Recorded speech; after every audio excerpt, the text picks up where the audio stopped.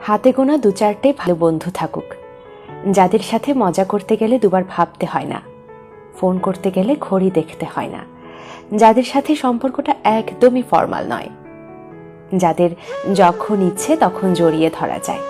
একটা মনের মানুষ থাকুক, যাকে হারিয়ে ফেলার ভয় পেতে হয় না, যে ভালো মন্দ সবেতে সমানভাবে বর্তমান, যাকে চোখ বন্ধ করে বিশ্বাস করা যায়, যার হাসিতে দুঃখ ভোলানো যায়, যে মনোমালিন্যের সমাধানে ব্রেকআপ বলে না, আলোচনা করে ভুলগুলো ঠিক করে নিয়ে আরো শক্ত করে হাত ধরে নেয়।